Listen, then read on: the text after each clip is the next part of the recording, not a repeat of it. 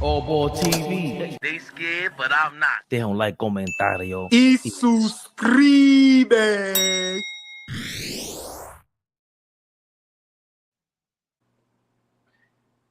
Yeah. We see y'all in the comments. Shout out to Dreamers Pro immediately.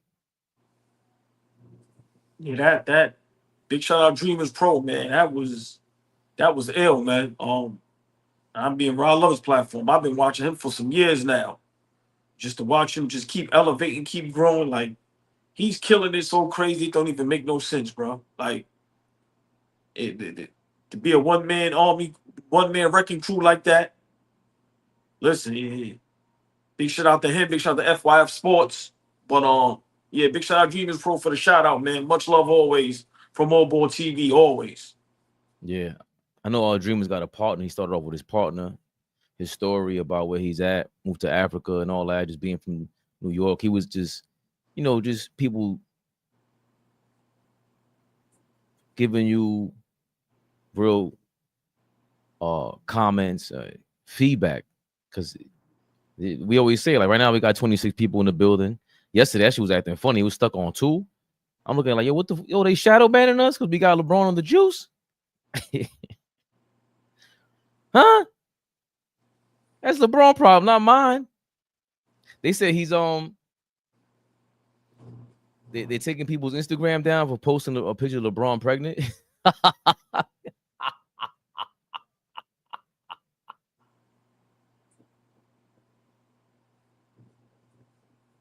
Why does he care? I don't know. I'm not a celebrity. What do I care? Oh boy hates when I get into that bag. Where's Flea at?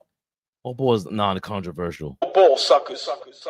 Yeah. Let me explain something to you, bro. If I had 100 million, you know how much I wouldn't care about anything? Anything. You would have a portrait of LeBron naked, not naked, pregnant in the background. Bro, I told you, I can't wait to act like Vardell Hill, bro. The bill collector, what's going on, man? That sounds like he played at the Rucker or something, the bill collector. Herb Young, what you got, an 8-hour stream? Damn. We used to do those. That was back in the days. Way back in the days. Huh? You know who I be, man. You know who I be. Oh, boy. Get right to the swing of things. He sent it in the group chat. Beast of the East. King East. Himself. And of course, before I could even get into the Knicks. Jesus Christ. Okay, niggas is on time. Okay. Hello. The biggest. I'm here. Let's get to it. All right. I'm here. Let's get fucking to it. Let's get fucking to it. Shit. All right. We ain't on BP. Heard you. Heard you. Funny ass curls. All right. Yeah. Yeah, this thing on the screen and chooses violence immediately. My brother, you know I love y'all. Without a second. What up? How does my screen look? Oh, it looks good. You look good. It's maintaining. You look good. Let's see. I tried a new trick. Let's see what happens. You tried a new trick. Somebody touch some fly shit? Nah, I just sat here and sometimes you just sitting down and you just have a chance to just exhale. Yeah, I got you. OG. Rest in peace, the great Whitney Houston. I'm just like, oh, my brain actually works sometimes. Pause. And let's see. Yo, it's true. Ray J was partying downstairs while Whitney was dead upstairs. That's true. Fabian, get the show started, please. Get the show. Oh, thank Darlene, right on time. The beautiful, the lovely, the extravagant, the sexy, the exquisite. Let me be respectful. The beautiful Darlene Bryant is in the building, y'all. Please, man, speak to the beautiful ladies. A heart, a high, a thumbs up. Be respectful, y'all. Darlene Bryant, good evening, baby. Darlene B, what up, baby? Monkey wrench, do not feed into it. Wow. Sorry. I saw it today. It was my fault.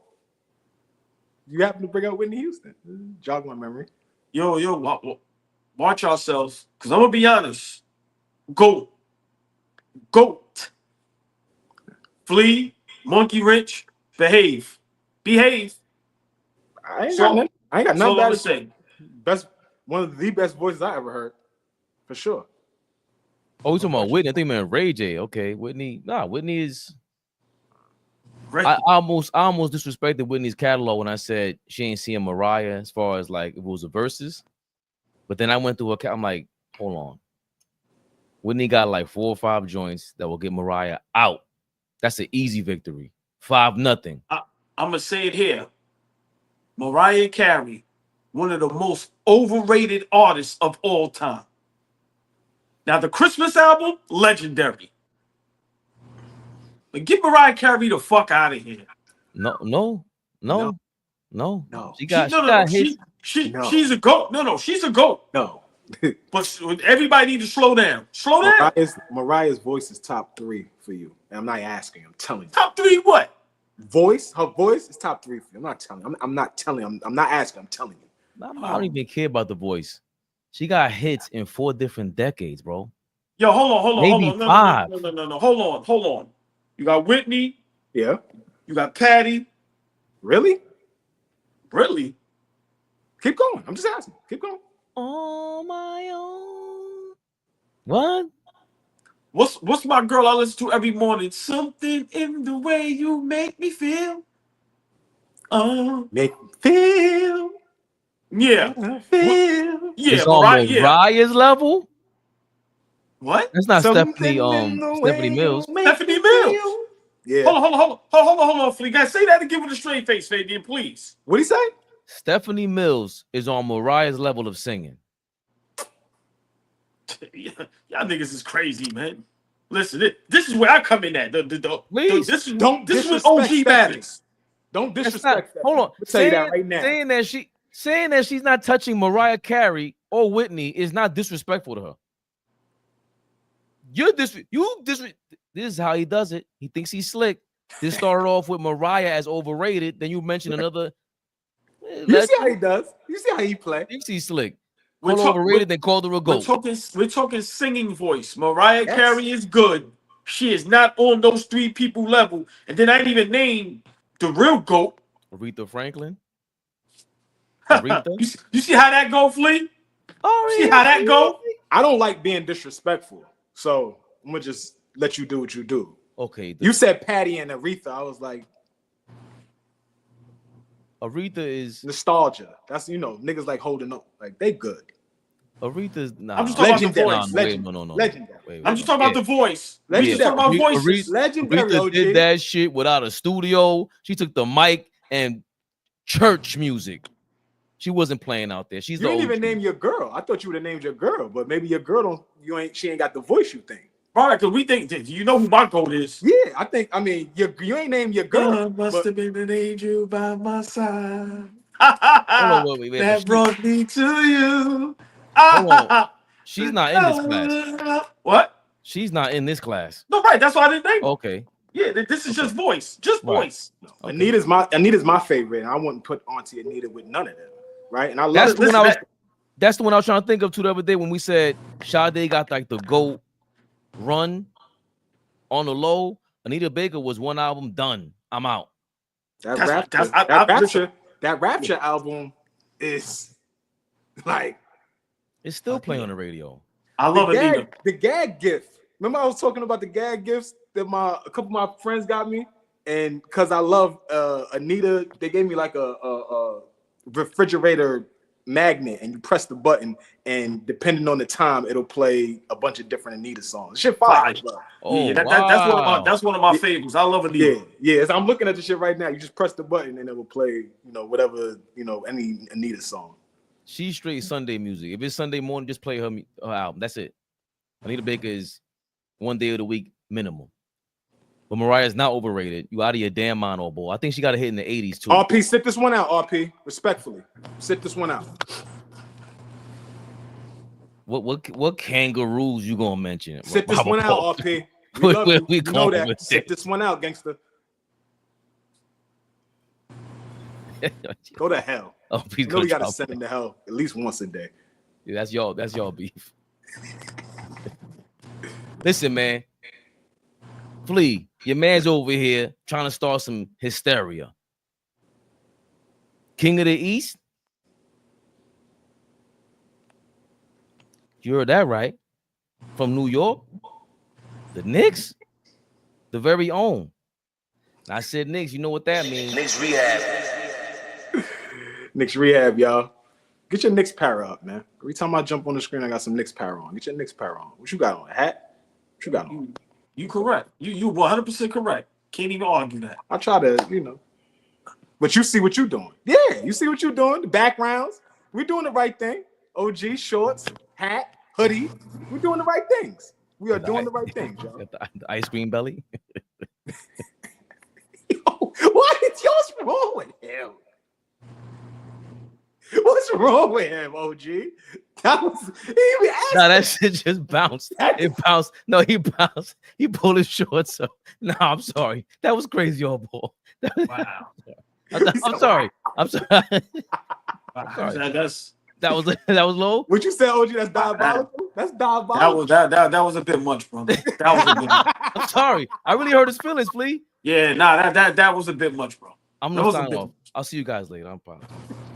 Because you know he like ice cream. Hold on. English just got ice cream in the crib. Like. I don't even like butter pecan. Didn't he say butter pecan? No. What you like? What you like? I forgot. My fault. Let's get off OG. See what you did? You see what you did? I threw him off. Nah. He gonna smoke you down. At some point, he gonna get you. He's a Scorpio. He gonna get you. He's a Scorpio. Get you. Like I seen you too. Spin the block. What the kids say? I'm gonna spin on him. All right.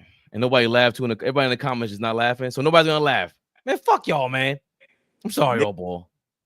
Thomas Banks said that ice cream belly's nasty. That was wrong, bro. No. What? That was wrong. That wasn't right. I'll make it up to you, old boy. I'm gonna get you some. You like Haagen-Dazs? I got Haagen-Dazs. Is it getting worse? Nigga, look at your belly. Nah, it's Fuck out of here. Look Flea, at your belly. It's too late, Flea. Now he's not gonna get up for like 20 straight lives. I'm sorry, old boy. Yo, Flea. Yo, fuck y'all, man. Shit. Bro, he just keeps going, bro. Like what are we doing? He's trying to edge you. He's trying to edge you. Yeah. He said, do your job. Get the show started. Do your job. All right. Good job. Do my job. Good job. He's in the East. New York Knicks. I try to hit the damn thing. Of course, Flea ain't wearing no glasses. All right, no glasses from Flea. Oh shit! I mean, all ball. I got my shit configured right now. My fault. Beast in the East.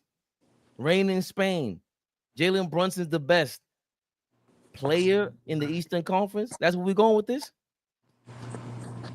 I mean, and I'm not gonna even say by default. Normally, no Halliburton, no Tatum, but for me, even if they was there, Brunson is the best player in the Eastern Conference. I think he's been the best player in the Eastern Conference for the last 2 years. We know, Embiid has an MVP. We know how great Tatum is. We know the great playoffs that Halliburton had. But right now, Jalen Brunson is the best player in the Eastern Conference. Yeah, I'm going there. And at times, it's not even close. What he did a couple seasons ago with everybody injured, and then he follows that up with getting to the Eastern Conference. I think this season, Brunson has a legit chance to be like top 3 finalists in the MVP race. Hold on. Oh boy, I think your mic is distorted. Sound a little crack. OG. It goes. I don't know why.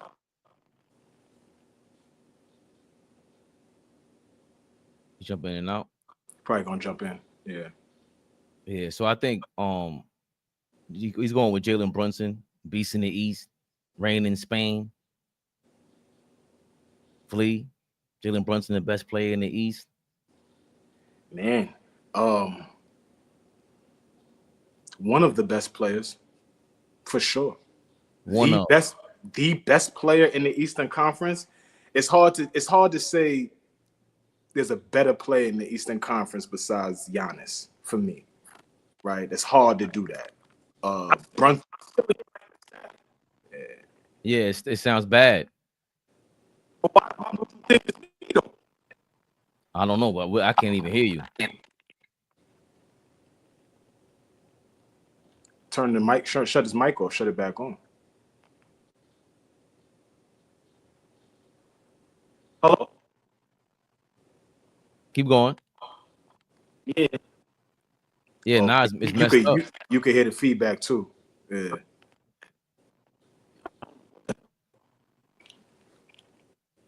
He might be closing Safari. With Giannis, Giannis is in the East. I mean, I gotta think about Giannis, and if we're talking about just particularly healthy right now, Giannis is head and shoulders better than Jalen Brunson. Like I don't even think it's even close between those two guys. I love Brunson, right? I love my point guard. Don't get it wrong, but if we're talking about the best player in the Eastern Conference, I mean, he does a lot of great things for us. He's our engine. We ain't back-to-back 50-win teams. We're not in the Eastern Conference Finals. We're not, on one of these historic runs without him. But I don't know, because Giannis won the championship and they've flamed out the last couple of seasons in the playoffs, may give you cause to pause with him. But even you, a guy that is like hard on Giannis and has harsh critiques for Giannis, I think you would even agree that right now, like Brunson's not better than Giannis. I don't even think it's close.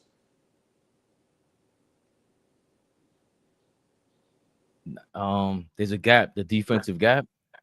Good old ball. Yo. Yes, sir. Good. Be back. Yeah, I don't know what the hell that was. So So I think Brunson has a legit opportunity to be a top 3 in the MVP race, especially now this is where Tatum and Halliburton effect comes in, being hurt, being injured, because now if we have the record 60 wins, that plays a major part in guys being in that MVP conversation. So for me, I think Brunson is the best player in the Eastern Conference. I'm tired of, I get Giannis, his numbers is out of this world, but let's be realistic. They haven't done anything in the playoff the last couple seasons. For me, what Brunson has done couple seasons ago with everybody being injured, like I said, you follow that up with the Eastern Conference Finals, and now I think this season he takes another leap. Especially like I said, if we got the in the bracket the wins, if we can win 60 games, I don't see why Brunson isn't the best player in the Eastern Conference. Him and Cat, I just hope they don't hold each other back. But if Brunson can average 25, 26, 8, 9 assists, shoot efficiently, and win 60 games, I'm gonna be honest, Brunson is the best player in the Eastern Conference. And I feel that way even if Tatum and Halliburton was there. I've been consistent about this. I really think Jalen Brunson is the best player in the Eastern Conference right now. Embiid is injured. Seems like he'd never get right. The only person we have to worry about is Big Carroll in Orlando. He's up and coming. But besides that, you still have Donovan Mitchell. But at this point, I think the Knicks is going to do something very special. I think Brunson is really going to up everything. And I think this season he's really going to be at least top 5 in MVP race, in the MVP votings. So at this point for me, starting of the season, I think Brunson is the best player in the Eastern Conference. Oh, the beautiful, the lovely, the extravagant, the exquisite. Tori B is in the building. Tori B, good evening, fellas. Say hello to the beautiful ladies, man. They are in the building. Yes, indeed. La Turia.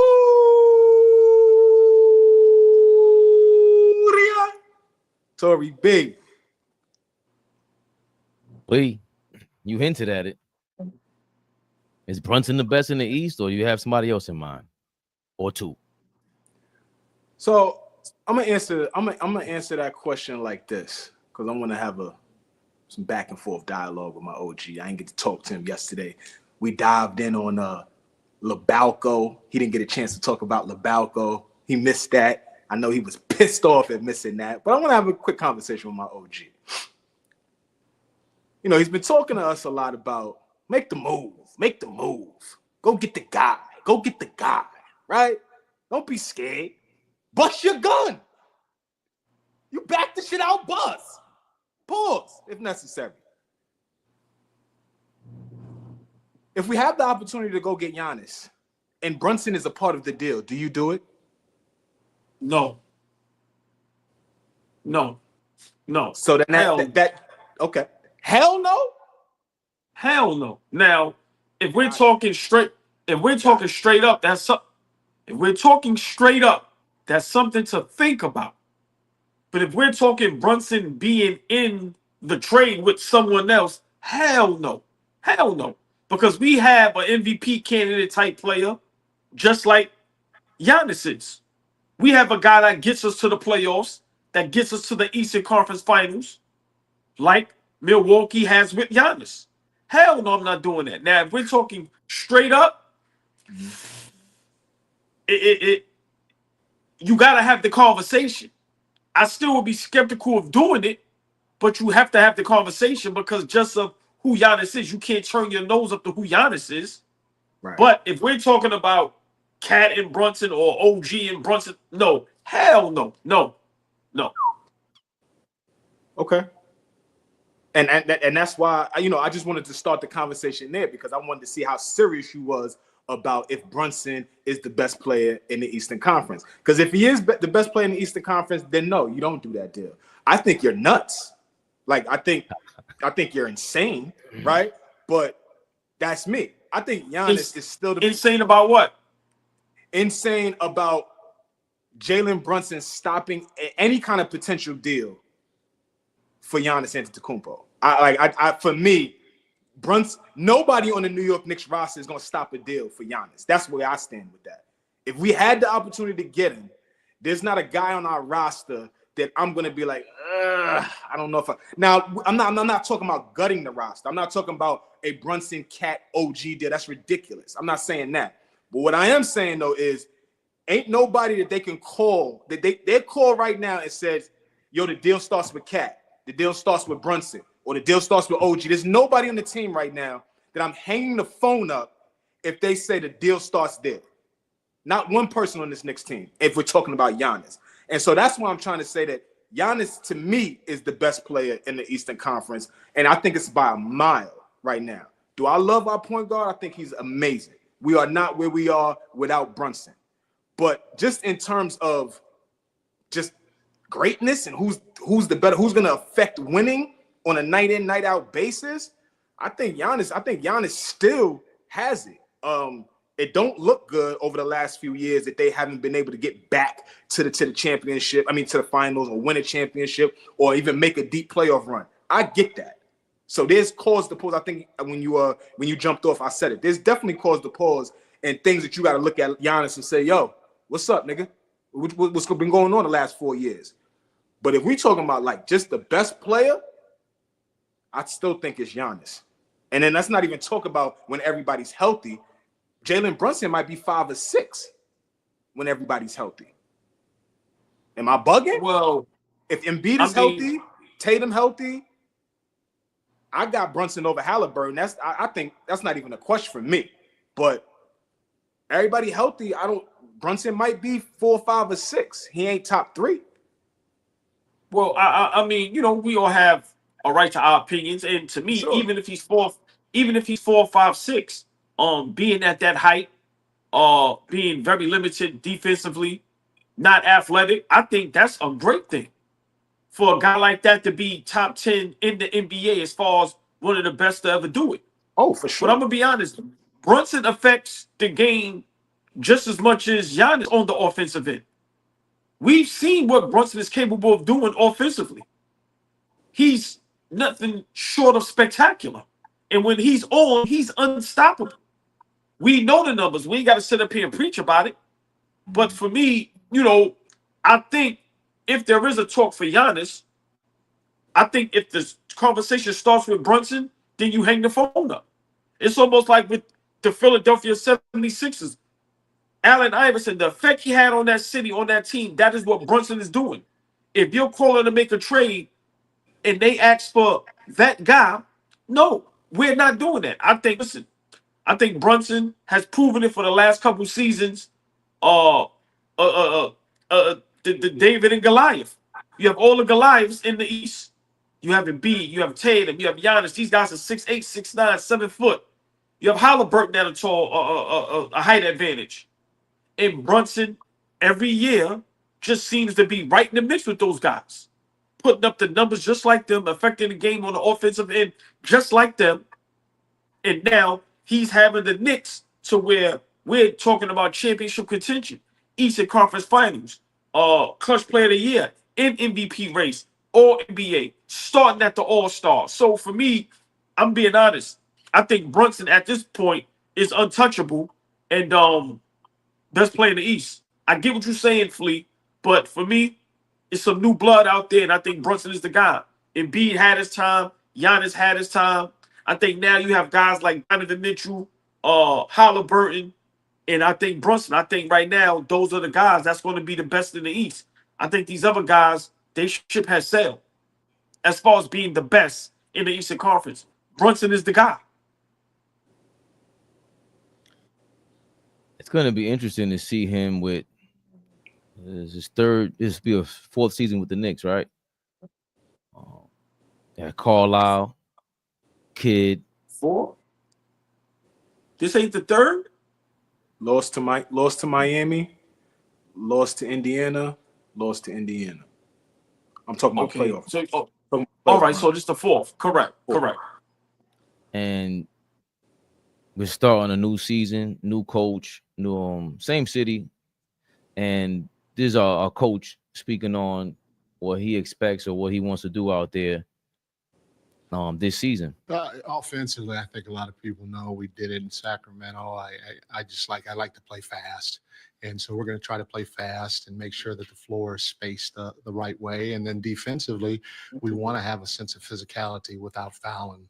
We want people to feel us, and we want the fans to know that we're going to give multiple efforts on that end of the floor. It's interesting because you were known early on as a defensive coach, but that Sacramento team had a historic offense. So what has changed with you when it comes to offense? It's certainly you still are a defensive guy. Nothing. I mean, we're going to still put the same amount of time on that end of the floor as we do offensively. We think both ends are important. And, with the length of this team, I'm looking forward to implementing some of the things that we've done in the past. Well, you say length. So they say in this league, no wings, no rings. You've got plenty of wings here on this team, Mikal Bridges, obviously, OG Anunoby, Josh Hart.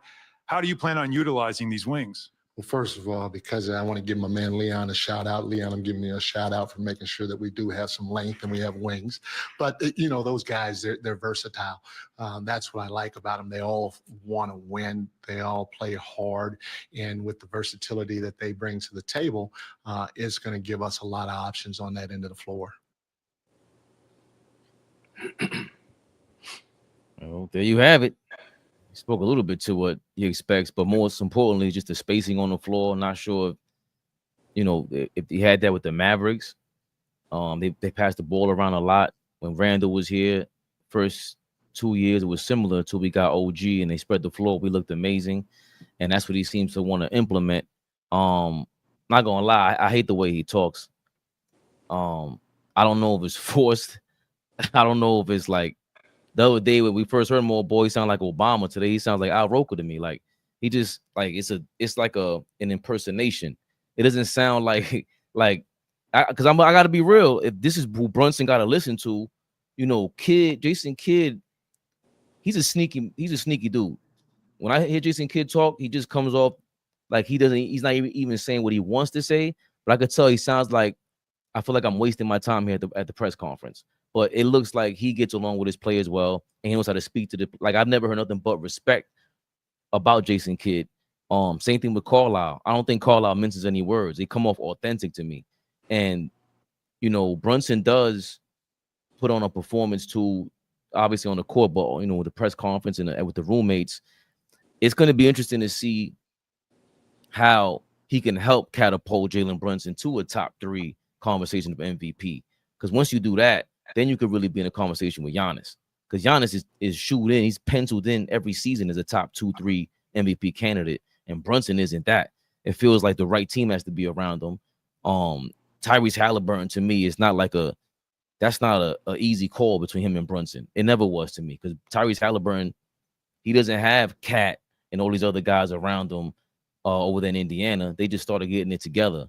Giannis, Halliburton, and if you with the guys that are other guys who are healthy, I mean, if Embiid is fully healthy, back to normal, then yeah, another guy who's penciled in as an MVP candidate. So that's tough, but he's not healthy. You can't rely on Joel Embiid, even in the playoffs. So what does that even matter? So you can X him out, but it's only Giannis, Halliburton if he's healthy, and who else is really in this conversation? Like I think that in itself, I'm always talking about that. I hate the fact that I sound like I'm giving people second place trophies, but he's not supposed to be in this conversation. The way he wills himself, again, with you stress Mamba mentalities, you know, super Kobe fan Flea. You know me, he earned my respect. Old Ball's a super Kobe fan also, but I just think about people like the Derrick Roses of the world that just are locked in. And, you know, I don't think he's the best. I don't think he impacts the floor on any side like Giannis. I think Giannis is just, he's damn near 7 feet, bro. Like, he's not going to be smooth. His game is ugly, but they give him the calls, you know, and that's just tough. I'm always going to favor the bigger dudes that get you the easier shots.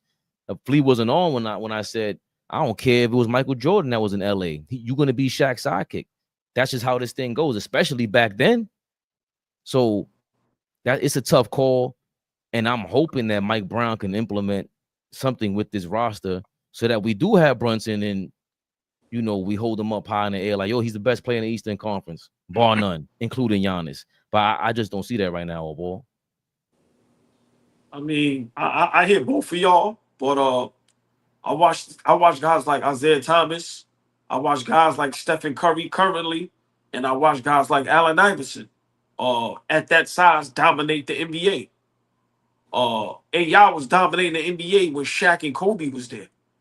So you can't tell me Brunson can't do that. He's been doing that.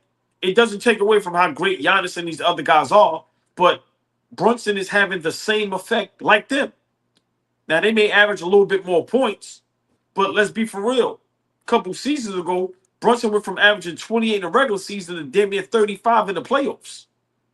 So, I mean, I get what y'all saying, but I'm going to be honest. I think he affects the game better than all them guys offensively. Now, Flea, Fabian, y'all got me. Defensively, that's not even a conversation.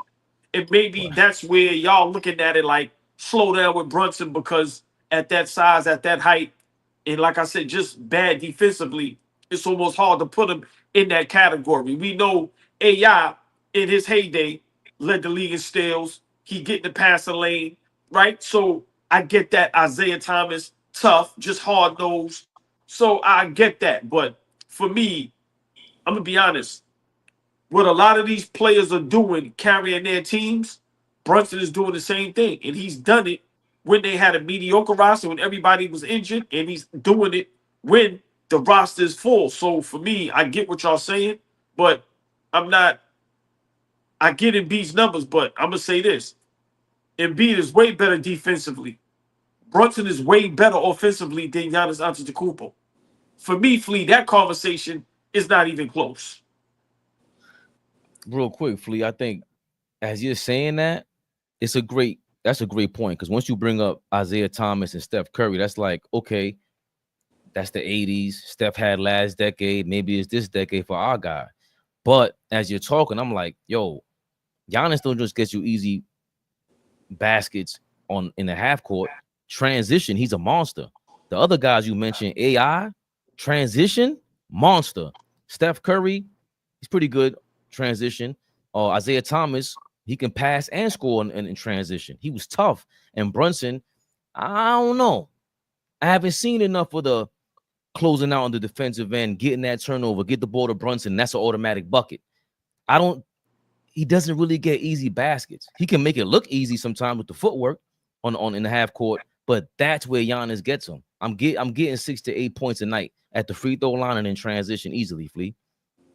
Yeah, I mean, the new life that Brunson has breathed into the Knicks is super refreshing. And so I fell in love with him. You have, and so has OG. We love what he does on the basketball court. But I'm sitting here and I'm thinking, what is Brunson's best attribute? What is the best thing that he does on the basketball court? Is he a supreme shooter? Is he a supreme ball handler? Is he a supreme playmaker? What is his best attribute? When you start talking about the guys that you mentioned, right, we can talk about some of their best attributes. Obviously, you talk about Steph Curry being a shooter. Obviously, you talk about Isaiah Thomas, the ball handling ability, the scoring ability, but also not being a liability on the defensive end, and also obviously having a bunch of guys around him that's getting to it. But then we talk about an Allen Iverson. We're talking about, a guy that is an MVP level, that is, supremely gifted at scoring the basketball, 4-time scoring champ. So his best attribute is scoring the ball. When I think about Brunson, I say to myself, what is his best attribute? I go to his footwork, right? I go to his ability in isolation. But when we start listening to Mike Brown and the things that he wants to implement, we may see a different type of Brunson this year. If we're talking about playing faster, if we're talking about spacing the floor, if we're talking about getting more guys involved, you're talking about getting Brunson to average 8 to 9 assists a game, then we're going to see less and less of him pounding the basketball, taking advantage of his matchup, playing one-on-one. We're not going to see that. And that may take away from what we've been seeing for the last 3 seasons, is all I'm saying. So now when we get in a position, we may be a better team, but the sacrifice that Brunson got to make is, hey, I could dial it back a little bit, because what Mike Brown has put in place is putting me and the rest of my guys in tip-top position, to be successful. So I don't know if I want to see the same Brunson that I've seen the last 3 seasons, I guess is what I'm saying. And real quick before I give it to you, OG, this piece, bless you, this piece about Kidd, right? And I'm sitting here thinking, and I'm like, what makes Jason Kidd so much better than Mike Brown? What, really? Right? We think about when Jason Kidd came in the league. Yo, hit me. Like, he was doing dumb shit. He was trying to figure out how to become a head coach. Milwaukee fired him. Brooklyn fired him. Then he had to sit his ass next to Frank Vogel in LA, bubble championship win, and then we could get you back. So what I'm saying is, like, yes, we were clamoring for Jason Kidd, but what the fuck has Jason Kidd really done more than Mike Brown? They both got one finals appearance as coaches. We obviously know who Jason Kidd is as a player, but what the fuck has he really done? So I wanted to say that before I forgot that. But to ask you, OG, what is Brunson's best attribute as a basketball player? What do you think is his best gift? Scoring the basketball. I think that man was born to just score the basketball. And remember, y'all, I said this last season. I said eventually we're going to have to figure out who we're going to build around. Remember how many shows we had where it's like, just the first time you have 2 guys in Cat and Brunson, where it's like, we don't know who team it is. We don't know and I've been saying it. Brunson, his gift is scoring the basketball. We see when he's healthy, when he has things going, he's unstoppable. Only thing he was missing was game winners. Now he has that under his belt. Flea, to me, all those guys you named, legendary. But his best attribute, his gift, is putting the ball in the bucket. And he does it. I'm being honest. He's probably top 5 right now at doing that in the NBA. To me, he's up there with the Shea Gilches and things like that. When it's talking about get me a bucket. He's up there with them. I'm not saying he's better than any of them guys. I'm not doing that. But I'm saying, when you saying get me a bucket, he won Mr. Clutch for a reason. So to me, Flea, his attribute is scoring the basketball. And so right there, him scoring the basketball is his biggest attribute. And I was hoping you said that, because then I'll go here. Well, if scoring the basketball is his biggest attribute, is that what's going to help us win a championship, the first in 50 years? Him being 30 a night, or him being able to become a better playmaker, sacrifice some of that, allow guys to continue to grow, and now we're a championship team. Like, I hear you. That his best attribute is getting to it. We watched him go get 60, right? We've seen this dude put up big numbers. He's a scorer. But is being that scorer's mentality going to be what we need is what I'm saying. Now we 4 years in, like we just said. There's plenty of tape on Brunson. Niggas know what time it is with him. They know how to guard him, put a bigger guard on him, be physical, move him off his spot. Don't let him get comfortable. Keep him off the post because you know he's very good with his back to the basket. We know what the scouting report is on this dude. What's he adding? I think the playmaking is huge next season. The Jason Kidd comment real quick. I forgot that I didn't want him here. I didn't see much of a difference between him and Mike Brown and Tibbs. Like, I didn't see this. I just feel like in terms of communication, it feels like he got more respect from the players. I think I get more respect from him, but I respect Tibbs too. I respect Tibbs when I hear him talk more than Mike Brown. Just the delivery. But Jason Kidd as a coach, I didn't care if he was, but we've seen him with Brunson in the conference finals. We saw Brunson with Tibbs in the conference finals with a team that I thought was worse than the previous year's team. So that team should have made the conference finals with Randall, and if he was healthy and all that. Everybody agrees with that. If Randall and OG and all these guys were healthy, they had a chance to put Boston on the ropes. And that was with Brunson being Brunson. So I think somehow we're getting confused again. We're forgetting this thing with Brunson is like, he's not just some selfish one-on-one player. I think that happens when you don't have the right coach, you don't have the right system. If Mike Brown's going to implement something, it doesn't matter what Jalen Brunson scores. He just has to make the right plays. That's it. Of course, he shouldn't hog the ball. Now, if we start seeing him hog the ball and we're running different sets out there, it's going to be obvious to us. But when Randall was there and OG first got here, they were swinging the ball around. When he was going crazy with Dallas in the first round, and he beat, it wasn't the Clippers. I think it was Utah in the first round. 3 games, and Luka sat down for 3 games, and he carried them. Then Luka comes back. They beat Phoenix. They get to the conference finals. He was there. There was no talk about him hogging the ball. So I think that's getting overblown now because he's a one-on-one scorer. And, I always criticize Carmelo all ball, but Carmelo really didn't have the right team for 4 or 5 straight years. He didn't. So I wish I could find that clip where Carmelo said, bro, Brunson ain't just going to pass you the ball. He's a killer. And I knew he would recognize that. Like, bro, I'm not just passing you the ball just because that's the play. I work on this every single day. This is what I do. What do you do in practice? When he told Shumpert that, like, bro, I'm going to shoot over 3 people. That's what I do. You talking about? You want me to pass you the ball? You don't get paid for this. And Brunson is showing and proving, turned down $100 million. Nah, man, he's unselfish in a lot more other ways than we're giving him credit for or not giving him credit for. And especially on the court, he's totally unselfish with somebody like Randall, who so many people were saying was a locker room problem. That's what the thing was. But on the court, even with him being some sort of cancer in the locker room, he was still able to perform with them. We still saw Cat having an MVP month in December. That's his teammate. He was letting them rock. He was letting them live. But there were moments we were like, yo, Cat ain't stepping up. That's why the whole argument was had between us. Bro, ain't nobody stepping up. I don't mind Brunson going crazy. One of y'all got to do that. Take the respect from him. You have to earn it from him. So I like the fact that he's a killer and he's unapologetic about who he is. I respect players like that all the way. I get, flee out you offline, but the Carmelo thing, I criticize him a lot. What I don't criticize him for is coming to New York because he felt like coming here, willing to accept the challenge and just being himself. He never apologized for being a one-on-one scorer. This is what I do. What y'all gonna do about it? You think you as nice as me? Go prove it. In practice, come bust my ass. He's gonna pass you the ball. Like, you know better than me, Flea. If we're on the same team and we watching practice, somebody's busting your ass, number one guy, we gonna start looking at you like, yo, Flea, pass that rock, man. We gotta see what homeboy got in the regular game.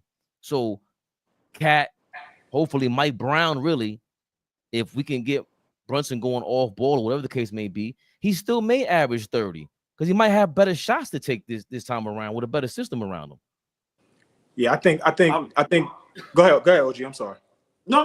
Go ahead, Flea. Go ahead. No, I just think right there is where we got to give Mike Brown an opportunity, right? His feet is to the fire. OG said that nigga got the first 5 games before I come up here and say what I need to say about him. So we gonna give, you know what I'm saying? We gonna get a nigga 5 games. We gonna give him a week.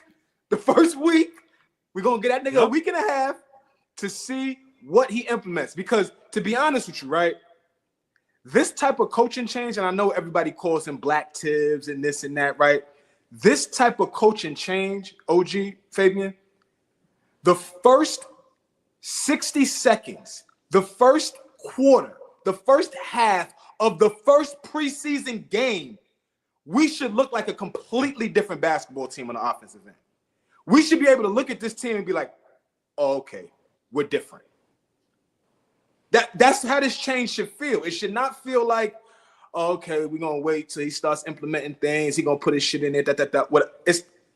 This change is like night and day, and we should see in the first week how different we are offensively and defensively. I think the biggest piece is defense.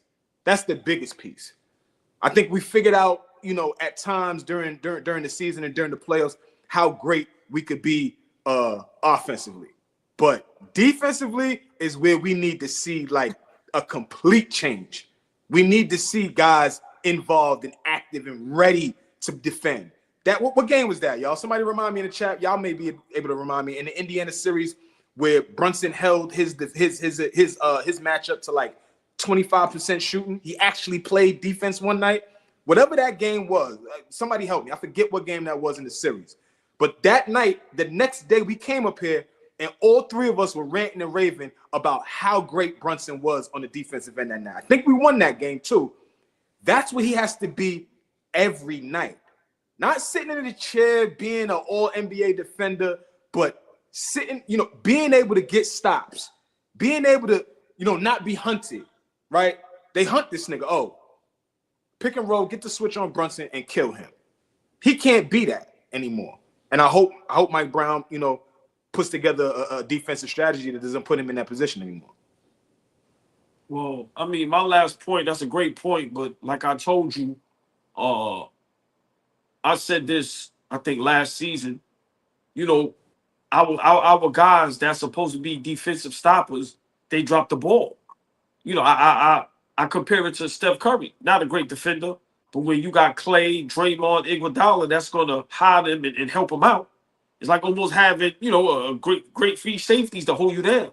Our guys, as far as Mitch, OG, Bridges, David, you know, now, well, not Mitch, but listen, how many games did Bridges and OG get their ass cooked? But Flea, just real quick, I watch OKC with SGA not getting SGA way.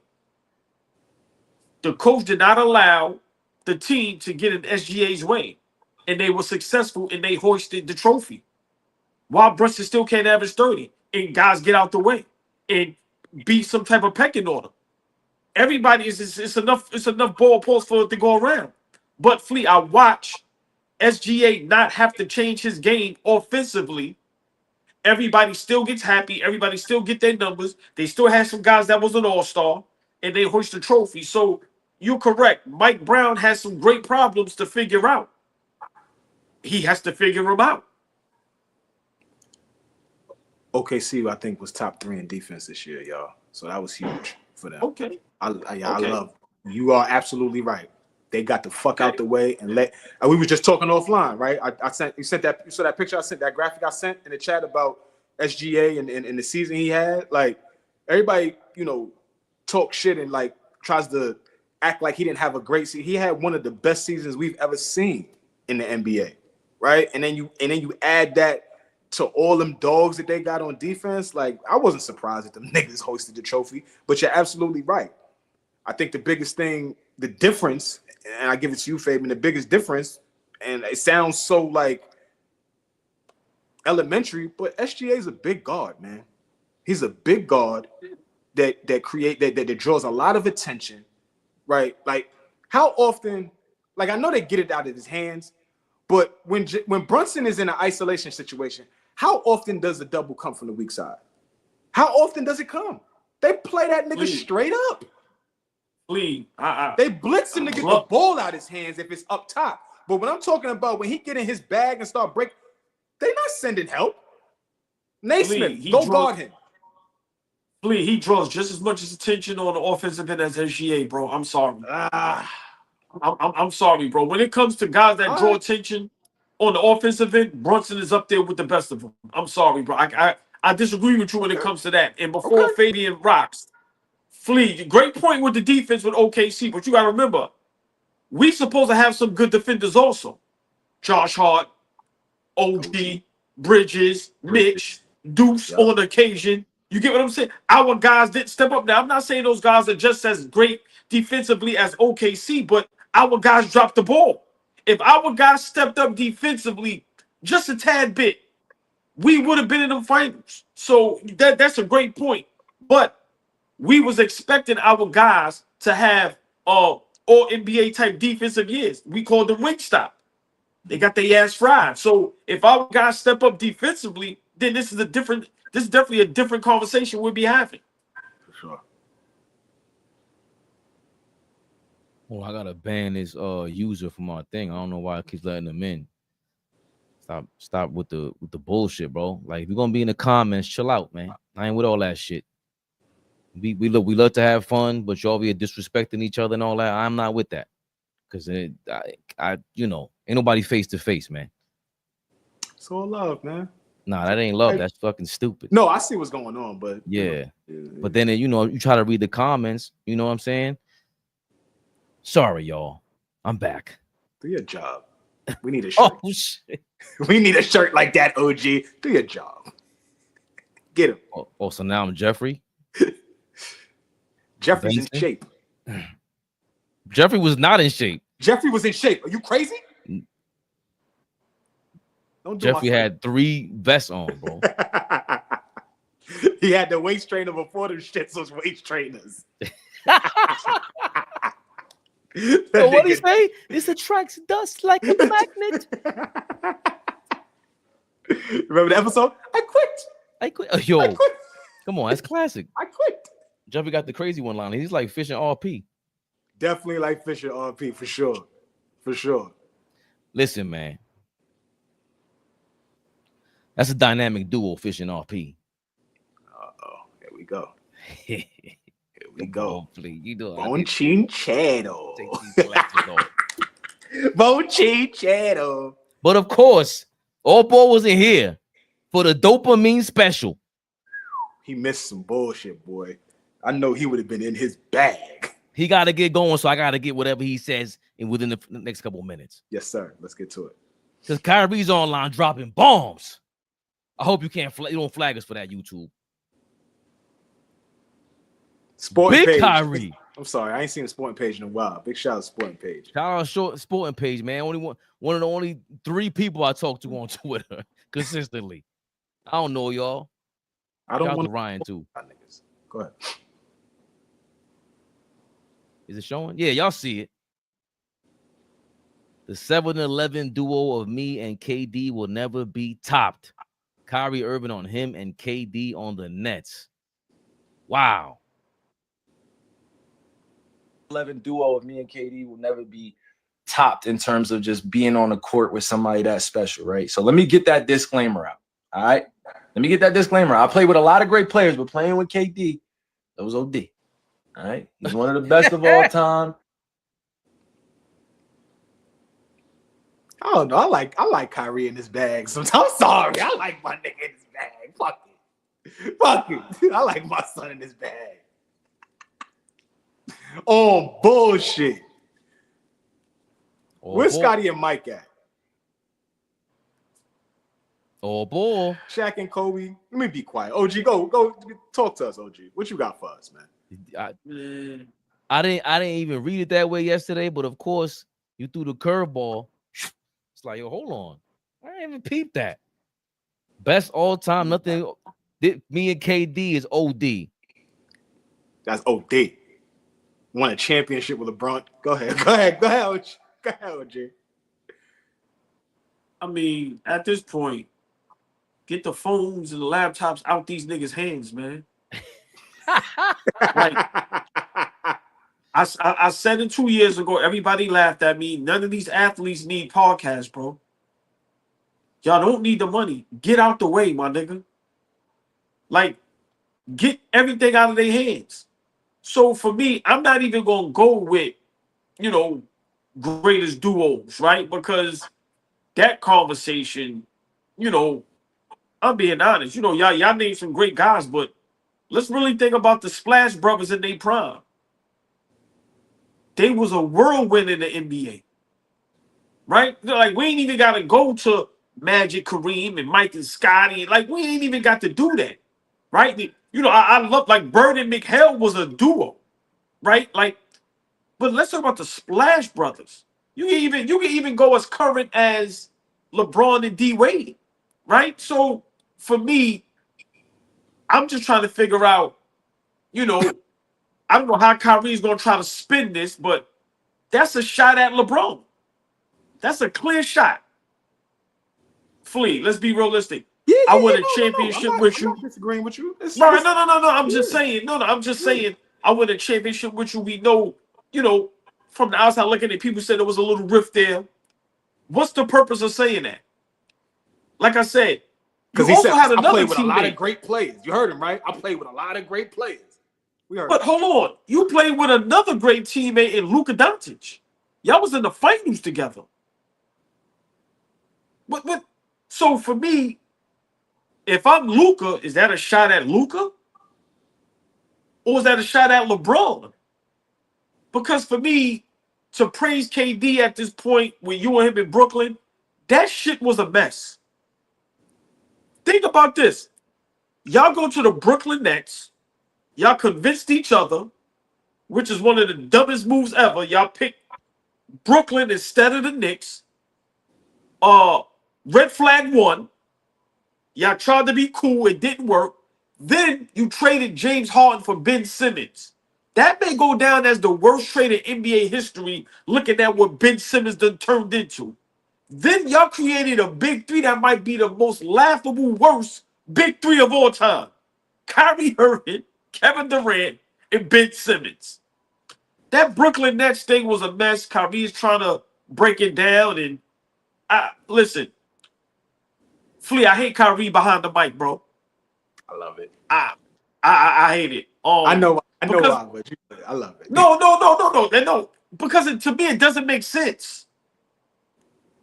I'm a stickler. I want to see you guys in the gym. I'm sorry. I don't want to see none of my athletes turn into streamers, bro. Leave that to Casanata. I want to see y'all niggas in the gym. Now, if you're retired, then I get it. But I want to see you rehabbing. I want to see you back with Dallas. Y'all got Cooper Flag. Y'all got AD. Y'all made all these big moves. I want to see you working yourself back in to get back on the court.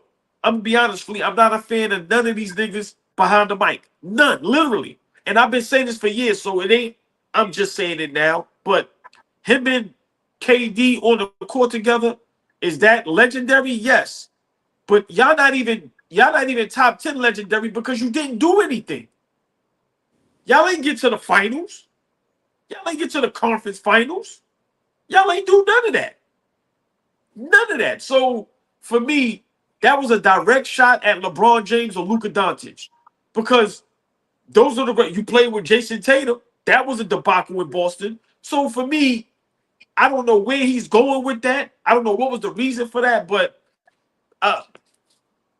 if I'm LeBron, if I'm Luka, I'm feeling some way about that. I'm sorry. Because it was unnecessary. But for me, the overall take from this, man, y'all niggas get from behind the mic, man, and get on the court, man. Seriously, man. This little chump change I'm making on these platforms, lead at the guys that really need that, bro. Get out of here. All you niggas, get out of here. I can't stand it, Flea. I'm sorry. Can't stand it. Can't stand y'all. What y'all know about that? Can't stand y'all. Y'all know nothing about that. Yo, listen. What's that? Listen. I thought it was Macho Man. Nah, that's Seinfeld. Oh, y'all know I don't like Seinfeld. So I missed the reference. But yeah, I mean, to Kyrie's credit, the summertime is the only time that he's sitting there streaming. He is injured, but every summer he does this. Then during the season, you're not gonna catch him chatting like the rest of these niggas in season. Paul George, Draymond Green, the rest of these type of niggas that do in season podcasts.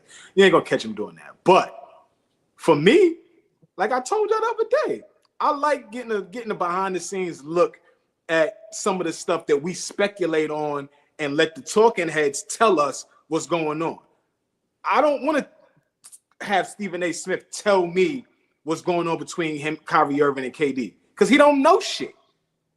This nigga is gonna come and tell me the real.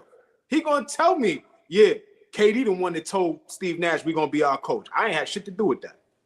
I would rather hear that from him than these niggas speculate. I don't want to hear that from these niggas. Tell me the real. Now I get it. I do get your stance on. It's like, get in the gym, nigga. We know you to be playing basketball. Not, we don't know you to be a streamer. I got it. They're giving out heavy bags, OG. Big bags. And these niggas is millionaires. I'm just saying. We talking about greedy people. Flea, just stay there. Just 2 seconds. Mm-hmm. All right, you get the bag. Flea, are they good at what they're doing, bro? Like, honestly, his Wi-Fi look like mine's, bro. Come on, my nigga. Ain't none of them good. Do we want to hear these guys talk? Do we love these guys as athletes and basketball players? Yes. But can we be honest? None of them is good, bro. And look, a nigga can say I'm trash. I got to deal with that. I'm fine with that. But I'm not gonna sit up here and let my brothers make it seem like these guys are doing a hell of a job with their platform. They ain't doing jack shit. Sorry, Flea. Go ahead.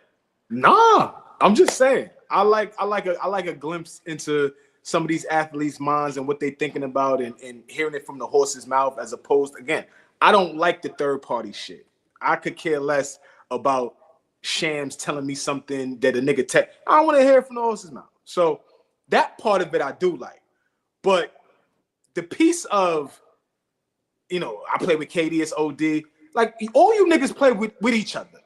I was just sitting down thinking about this shit, looking at the league, and I was like, God damn, everybody has played with each other, has been teammates at some point, whether it's a cup of coffee or whether it's a couple years. Like, everybody has had an opportunity to play on the same team. At one point, we remember you was a rival for forever. For forever. These niggas could sit at round tables and talk about, yo, remember that time I was in Philly with you? Oh, shit, but we was in Brooklyn together, too. James Harden was with Joel Embiid. He was also with KD and Kyrie. Like, this shit is wild to me now. It's a free-for-all, and none of you niggas is winning. None of you niggas is reeling off championships doing this shit. None of you niggas. Think about that for a second, y'all. Go back and look over maybe the last decade of the league, since 2015. How many of the stars, fuck the stars. We talk about, I keep superstars so sacred. Look at how many superstars have played together on the same team. And now everybody got pot shots at each other. But nigga, you played with some of the greatest basketball players of all time on your team. On your team. Kyrie was able to play with a top 5 players of all time in some people's eyes. KD and LeBron is in top 5. Somebody in the comments got KD and LeBron in their top 5. Kyrie, you played with them. And guess what? When it's all said and done, Luka might be top 10, and you played with that nigga too. Tatum's a champion. You played with that nigga too. Like, this shit is wild, bro. This shit is wild. Go ahead, Fabian. This shit is insane. I just want to come on here and defend Kyrie Irving, the Bronx. This is so nasty. Go, baby. His father's from the Bronx, and big shout out to Dietrich. He came a long way. He went through a lot in his life and his career. Oh, I love this. I love this. After years and years of me being the Kyrie hater, you two sound like the ultimate haters. Combination of what I've been saying about Kyrie Irving. Dog, I don't really want to hear from you. Don't like it. unless you just concise and have your shit together. Other than that, what do you be talking about? I ain't even gonna bring up everything else he brought up in his life because he was younger. But now he's a grown man. And Flea, I totally disagree with you. Everything that Stephen A. Smith was reporting between that team, he proved him right. He proved Stephen A. right. He was the problem in the Nets. Yo, I told Harden, get ready, about to win some championships. Then he asked for a trade the next day. Duh. Why wouldn't he? He learned from you. You left LeBron. You left Tatum. You messed up KD's team. Now you're over there with Luka.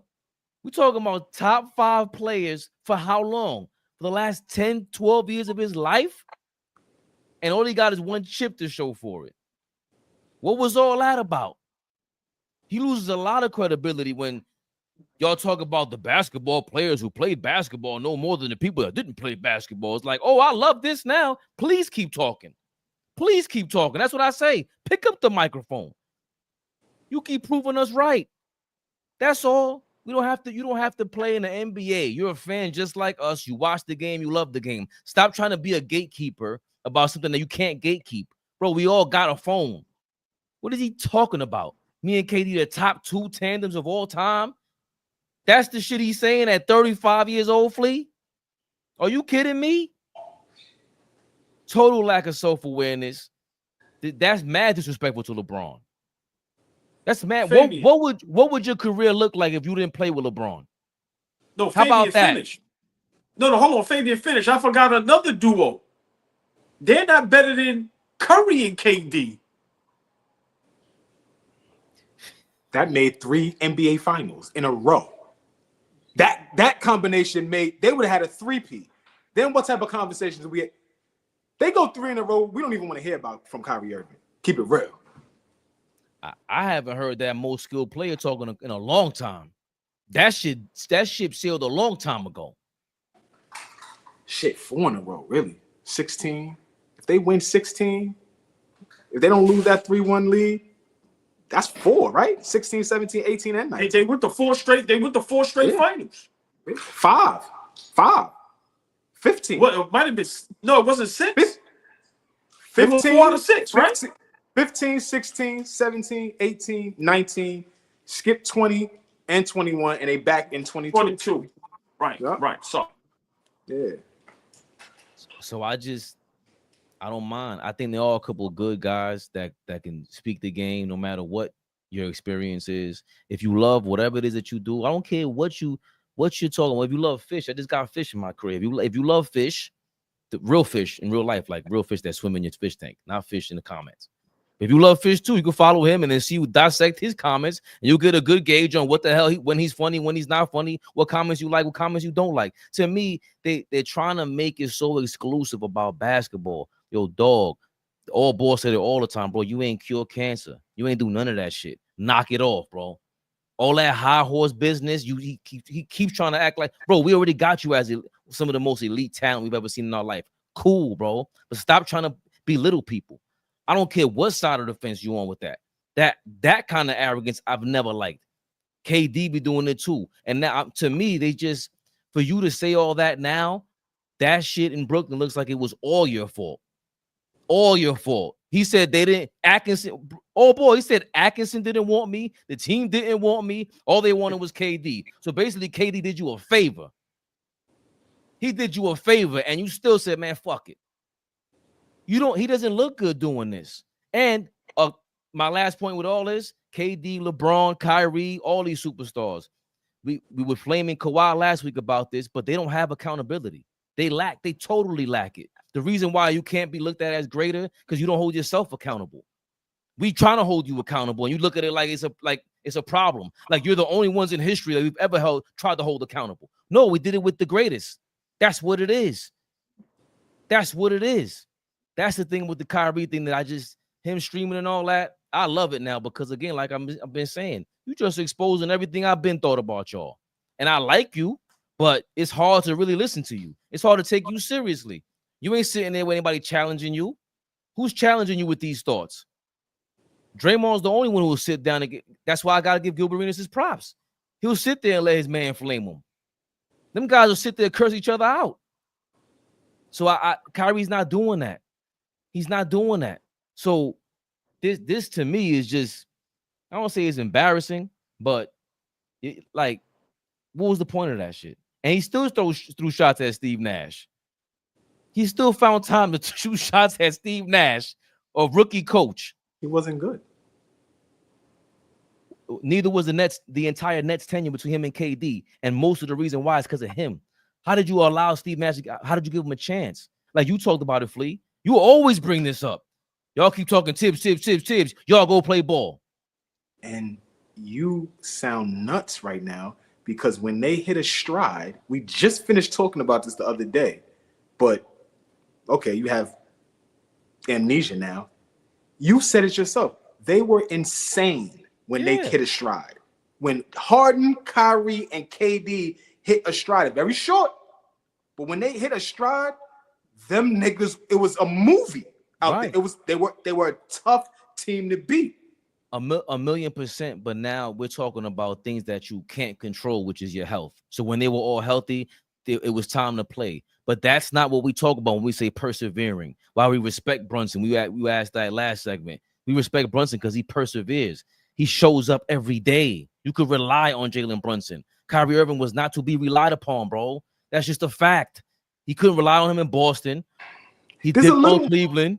He dipped on the Nets. There's more stardom. There's more stardom to Kyrie Irving. And the reason why we love Jalen Brunson so much is because there's not a lot of stardom to him. That's our guy. We love him. And we don't expect him to do none of this prima donna shit. But let me tell you two niggas right now. When it's year 5 and this nigga decides to say, I had enough of New York City, and he goes elsewhere, you two niggas are going to be all over him. We made you, nigga. You leaving us? That's going to be the energy from y'all niggas. So don't talk about, oh, Brunson is so humble and this and that. Fuck out of here. Brunson ain't got the stardom that none of these niggas have right now. And he could play low-key, be the king of New York, because he ain't a LeBron, a KD, a Kyrie, a Luka. He ain't one of them. Shea, he don't have that. He don't have that behind him yet. So when he dips off into the night, whenever that is, you niggas be cool and let him go where he needs to go. And what did Kyrie do with that superstardom? When? I rest my case. All ball. You have the floor. No. I mean that I love Flea. I don't know what that was for. Just to be honest with you, that was a Kyrie Irving move. I don't know what that was for, right? But let me, Flea, I want your answer to this. He's knocking Kyrie Irving for doing what he wanted to do, with moving around and all of that shit. I'm just saying, when Brunson decides to move, I don't want to hear shit. No, but all right, but let me ask you this. Let's try to stay on topic real quick. Kyrie Irving said, remember, Kevin Durant didn't say this. Kyrie Irving said, him and KD, one of the best duos, one of the greatest players he ever played with. Cool. Do you think KD feels the same way? Who do you think KD would say was a better duo with him? Him and Westbrook, him and Curry, or him and Kyrie? See, that's what I want to know. Okay, you may feel like that, but does KD feel like that? My thing with this, Flea, is I'm tired of these guys throwing subliminals, and then if somebody asks them later on, they're going to make it seem like, nah, what are you talking about? That wasn't towards LeBron, or da-da-da-da. So what was the purpose of that statement? That's my thing. I'm not a LeBron fan at all. Y'all know me. I don't hide from that. But what was the purpose of that? For what? Listen, bro, these guys are hanging around Casanat them too much. If y'all notice, all of them is beefing now. And then now all of a sudden you have Nori and Steven Jackson. Now the podcast world is just beefing. And now you got the NBA players follow. Like, it, Flea, y'all are correct. This shit is weird and it doesn't make sense. I don't get it. I don't understand it. My thing is, get the fuck from behind the mic. Get the laptop and the phones out of your face, out of your hands, and get in the gym. Get in the gym. There's only 2 people right now I want to see talk basketball that I enjoy. And that's Kevin Garnett and Paul Pierce. Everybody else can kick rocks, bro. I don't need to watch nobody else. Then once I realized Jeff Teague and them, they bamboozled now. They've been infiltrated. Bruh, if it ain't KG and Paul Pierce, Flea out. What Flea say? I don't want to hear from you niggas. I don't want to talk to you niggas. I don't talk to these niggas is terrible on the mic. They not giving no knowledge, no information. They are turning into, bro, just think about being the best basketball player in the world, and now you're turning into a streamer. Big shout out to King's Speech. I like Melo. I enjoy Melo a lot. Talk just this, what he does, his platform. It is not too much of that shit, right? It ain't too much gotten that. Better. Right.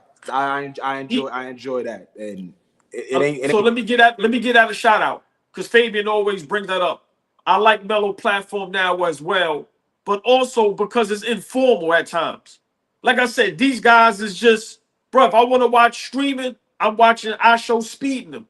I'm not watching an NBA player stream and just talk about random topics, bro. Yo, listen, man. Hey, yeah, these niggas is terrible, bro.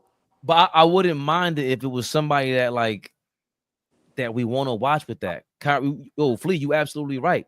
When we always talk about it, Kyrie is a superstar. Yo, bro, that's the reason why he gets this much attention. Why Stephen A was talking about him throughout the whole pandemic.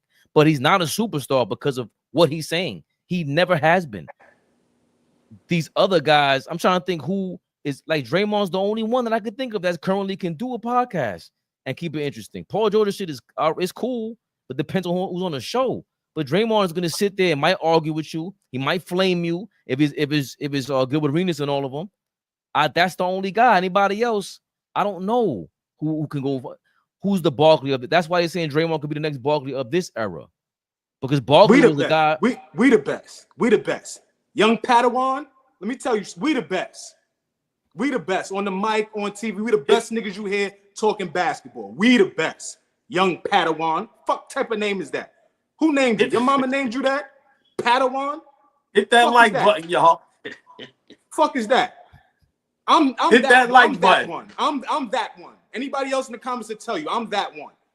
Don't try to play nobody up. We the best niggas talking basketball right now. You don't like it? Goodbye. Goodbye. Goodbye. He's kissing people goodbye. These niggas be slick talking and love everybody, but be cool. Be cool. OG is fire. Be cool. Flea said, I see you. I see everything, baby. I don't comment on everything. I see everything. I'll be honest. Draymond Green shit is trash, though. I disagree with you, baby. We can have that conversation another time. That nigga shit is dirt, bro. That shit's like, these niggas shit's like watching dry paint, bro. I'm sorry. I disagree with you on that one. Sorry. No, I mean him talking on a mic and going back and forth with somebody. Like sometimes he's boring on that. He does come off authentic, but he's the only one that I see him at post game. He sounds amazing, especially when they challenge him. The best thing about Draymond is that he's willing to sit there and go argue with somebody or go back and forth with them. Everybody else just feels like it's always some cop-out answer. It just does. But I've seen Draymond have great moments, but then I've also seen him sound ridiculous. So, you know, but if either way, to your point, that's 1 out of 300 people in the NBA. That's a bad percentage, man. Y'all gotta give that up. I don't know if it's a bad comment. I was trying to replay the thing too. Just real quick. Giannis Antetokounmpo, he was, you know, you seen him at our show Speed, and I think I seen him with Costin before too, and he was like, "Yo, I want to do this." Can y'all imagine listening to Giannis Antetokounmpo talk and stream for over an hour?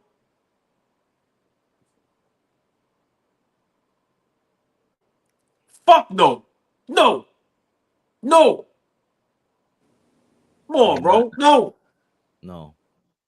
You gotta have see guys like that. They just don't know how to do it. I can see Giannis doing skits and shit like that, but streaming is a different caliber. Streaming is you hit the live button and you over here just being entertaining. He's not that entertaining. He ain't that entertaining, and I don't know which one of these guys would be. I'm with you all, boy. We got a couple more minutes to talk about Kaminga, or we gotta get going. I got a few. We ain't gotta stay on it too long, but I got a few. Jonathan Kaminga.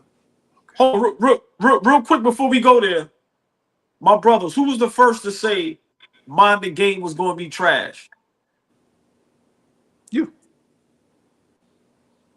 That's all I want to say.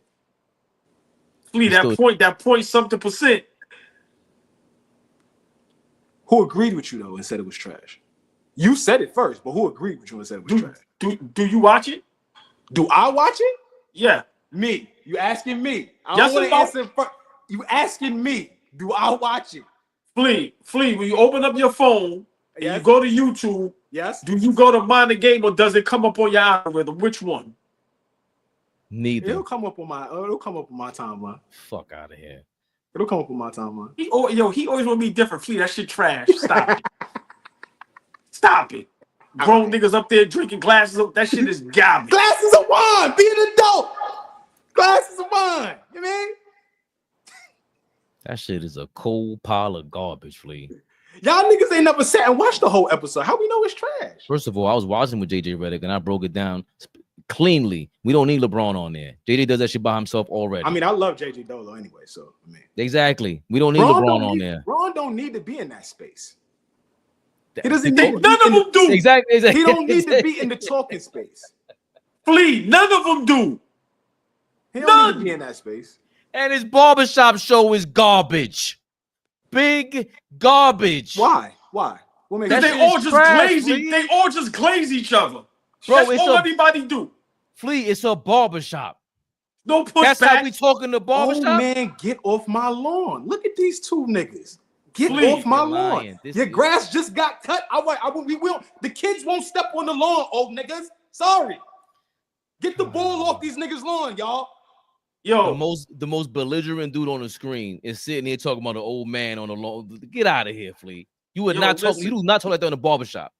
Just real quick, the barbershop. I'm gonna give it a buck. Hold on, real quick, OG. No, I don't watch Mind the Game. I don't watch it. Like, I'm not gonna sit here and tell y'all that I watch Mind the Game. I don't. That equals trash. Baby, let's get up out of here. Let's talk about Kaminga a little bit. I ain't even got to go no more. No further. Shams Charania, who is in Miami. Shams, why has it been such a slow start to the offseason for the Golden State Warriors? Vanessa, the Warriors' entire offseason has been essentially on pause for one player, and that's the restricted free agent, Jonathan Kaminga. And they have wanted to figure out his situation before making their other offseason moves. And so I saw Jonathan Kaminga this morning at a workout in Miami. He's in good spirits. He had a good workout. He did tell me, though, that he is in absolutely no rush on doing a deal with the Warriors right now, and he's not accepting their current offers. He added that he wants to continue to explore options with his agent, Aaron Turner, whether that's continuing conversations with the Warriors, but also sign and trade options that are available to him in the marketplace. Okay, Shams, so you use the term options. What do those other options for Jonathan Kaminga look like? I'm told the Phoenix Suns and the Sacramento Kings are two teams that have made concrete offers with the Warriors over the last week or so. They're two of the more aggressive teams with Kaminga, and they're also offering him an opportunity for significant minutes, a starting caliber role in their lineup. And those are two things that he wants more than anything. So where this is at, Vanessa, is the Warriors do not want anything, though, that is available to them, is being offered to them in sign and trades. And on the other hand, with Jonathan Kaminga, he is not ready to move forward with taking any of the Warriors' current offers. He's not in a hurry to do a deal there yet. And so 24 days into the offseason, it's a staring contest between these two sides that could continue much longer than just this month. And so we're nearing August and still no Warriors move so far this offseason. There you have it, folks. The Kaminga issue with Golden State. I don't know if they traded them all, boy. What you thinking about this?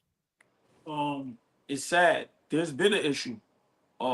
This is all Steve Kerr. We see what Steve Kerr did to Jason Tatum in the Olympics. He's doing the same thing with Kaminga. Kaminga is talented. And just think about how Kaminga feels. He's watching all these young guys just basically leap over him.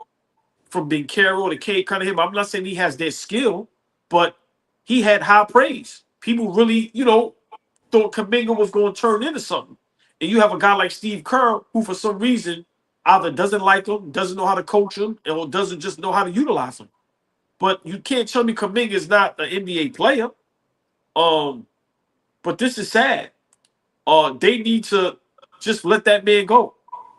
find a trade for him and let him go and let him be an NBA player and make his money. It's obvious he doesn't want to be there. It's been like that for a couple years. This didn't just happen. This has been for a while now. You got to think about it. Steve Kerr's probably not easy to get along with, even though I think he's a great coach. Remember, him and Kevin Durant didn't get along, allegedly. But this to me has Steve Kerr written all over it. Trade that young man and let him go flourish and get some money. Because look how many players now are in great situations and they're just blossoming, man, and growing into these great players and getting hundreds of millions of dollars. Stop trying to shortchange him.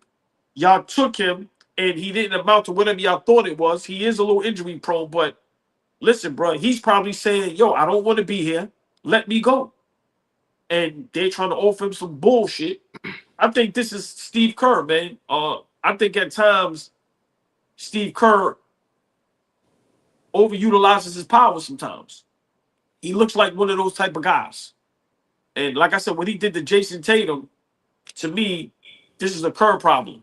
The front office needs to step in. The owners need to step in, and they need to get whatever deal done. Stop thinking you're going to get something crazy from Kaminga. No, that ain't going to happen.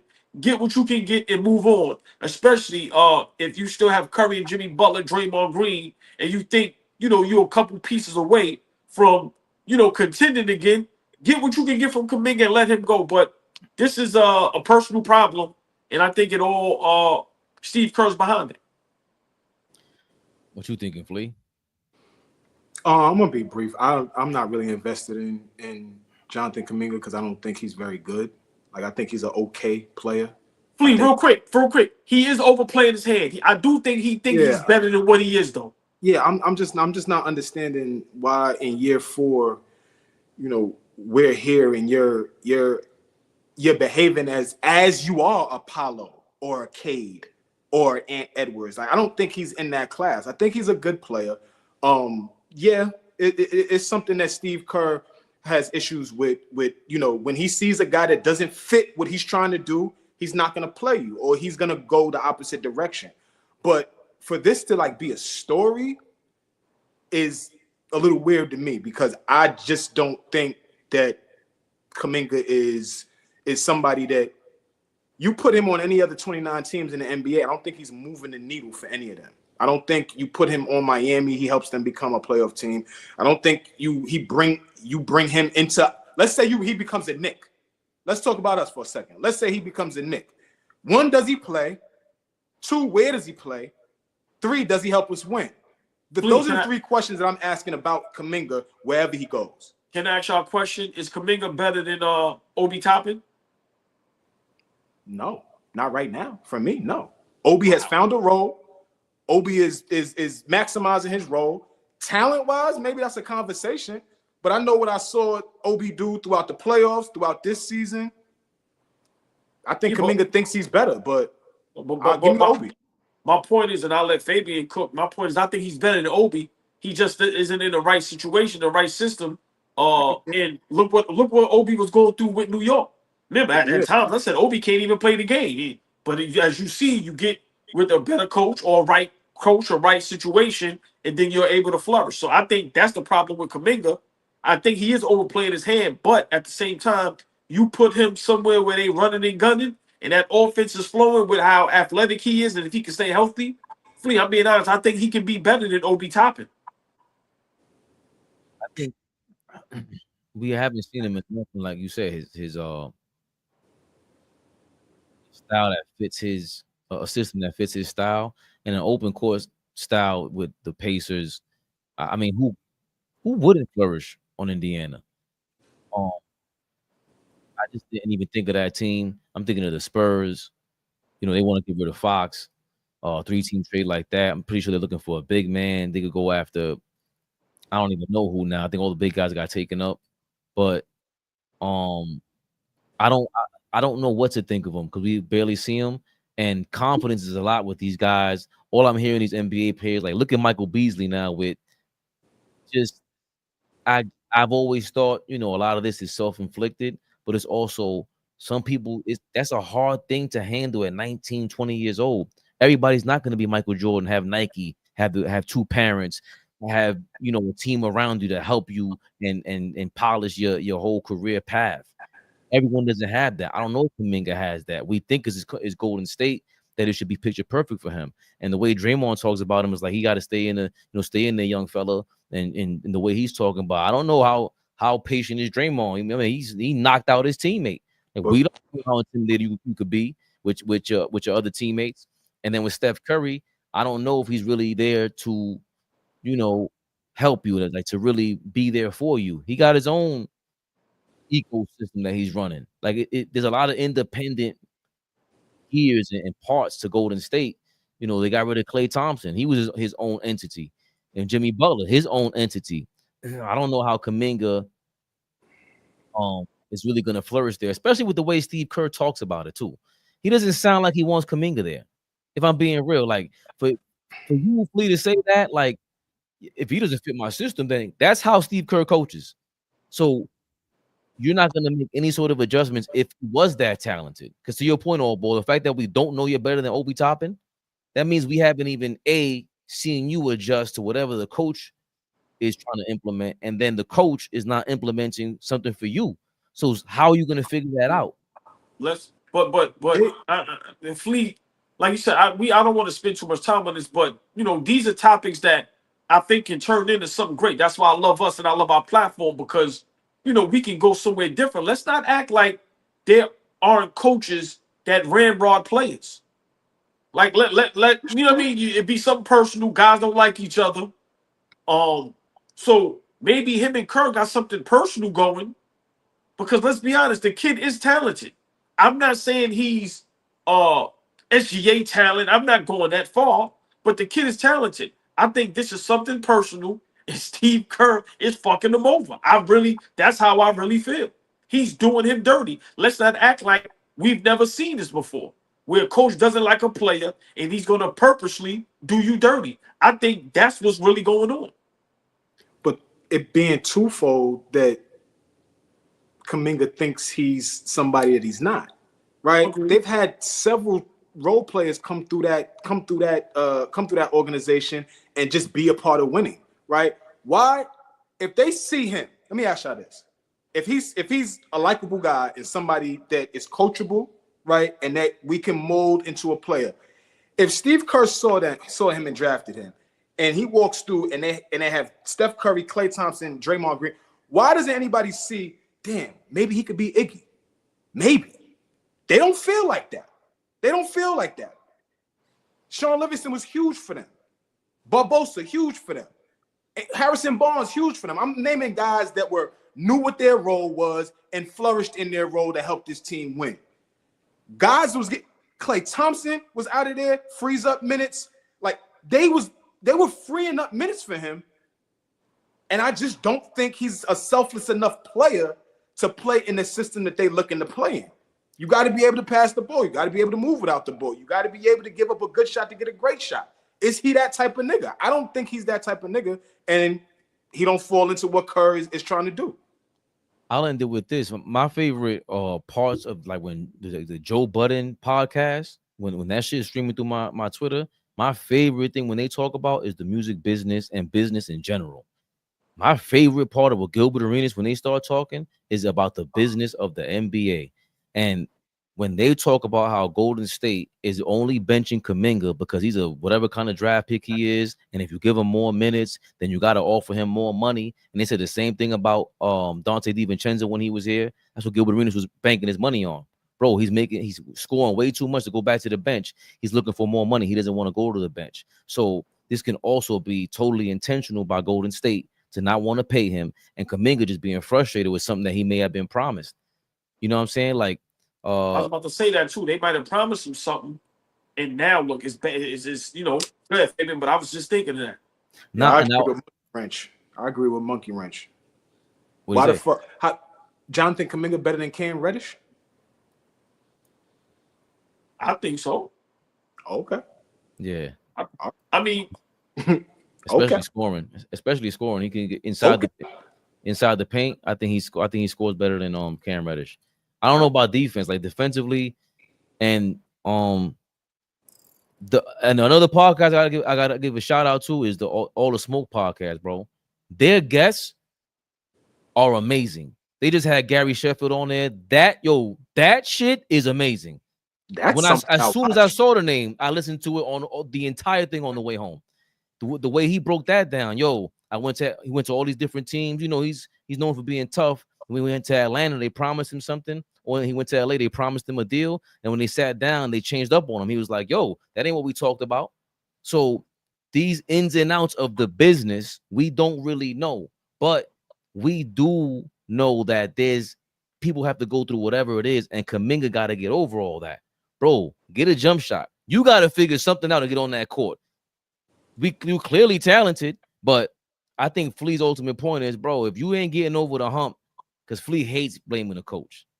Even though we're saying Kerr, this guy don't fit Kerr's system, Flea hates blaming the coach. He's like, bro, go figure that out. Because this coach shit, what you just said, what y'all talking about right now, that shit goes all the way down to college recruiting. When I was getting recruited, the niggas sold me a drink. Yeah, you're going to be able to compete for minutes. You're going to play. We going to build you into this player. I'll tell y'all offline. Like, I will tell. They will sell you. And when you get on campus, shit is different. And it goes all the way up the chain. You on the professional level, you getting paid for this shit, they're going to tell you what the fuck ever they want to tell you. And when you walk through them doors and you get in that locker room, shit might be a little different. Like you saying, Fabian, it's the business. I'm gonna say this, and for me, as it. Steve Kerr has the power to not play him. So as much as y'all saying, show me this, show me that, I can't show you if you're not letting me get in the game. When he is in the game, he shows flashes. The kid can play. I'm not, like I said, I'm not advocating for him, but I'm not letting Steve Kerr off the hook. We've seen this happen before where coaches, I don't like you, and this is what I'm gonna do. My thing is, if it's that bad, get rid of him and let somebody else deal with the headache. Don't offer him nothing. Trade him. It's obvious y'all are not happy together. He doesn't want to be there. Look at Precious Ochoa. Flea, the only one, I always say this. That's how I know he know the game. When we did that trade, Flea was the only one that said Precious can play. Precious showed flashes that he belongs in the NBA. He can help a team win basketball games. You know what Precious said now? Get me out of here. Did he get picked up? I was about to ask. Did y'all see him get picked up yet? Anything. I was hoping he got picked up by that. No, he didn't. But my point is, I agree. Right, but my point is, I show I can play. Bro, you're not putting me in the game. That thing is personal. Listen, Steve Kerr has the power to do what he does. Steve Kerr didn't play Jason Tatum in the Olympics, bro. However we want to feel about that, the coach has the power to make those decisions. So when we say, Kaminga, show me this, show me that, I can't show you if I'm not getting on the court. Is Jonathan Kaminga better than Precious Achiuwa? All ball suckers. Are we live? Big Flea, the biggest, y'all. The little one. Called Precious. Nigga called Precious the Embiid stopper. Now he want to talk about is Jonathan Kaminga better than Precious. Go to hell, Fabian. Shout out to all the haters in the comments, and an even bigger shout out to all the supporters that were in there roasting them. I love that. They were hating their old ball. I don't know if you could see it. But like the biggest hate I ever seen in my life. And shout out to Adam Silver in the comments. You know what he said, old ball? We the next Joe Rogan. He said, we the next Joe Rogan. So y'all the next Joe Rogan. Somebody trying to roast us. He said, yeah, and you in here watching live. Shorty said, look, OG, don't get uncomfortable. We done. Hold on. 2 more seconds. We done. Sandra Brooks said, it's giving washed. Sandra, send me a selfie right now. What do you look like right now? Right now. At 10 o'clock tonight. What do you look like? Love the ladies, but we gonna get you. We gonna get you. I double dare you. I double dare you. Yo, you know what you know what I mean saying? I said it to myself a while ago. I said, just imagine if everybody you follow and vice versa, we all met up in person. We would be the only ones that look how we look on camera, bro.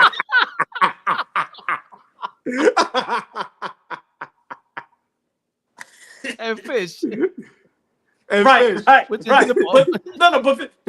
you know where I'm going with that. Like, listen, I don't know how to do filters. I don't do none of that. I'm 5'8". I'm 183 pounds. My hair is listen.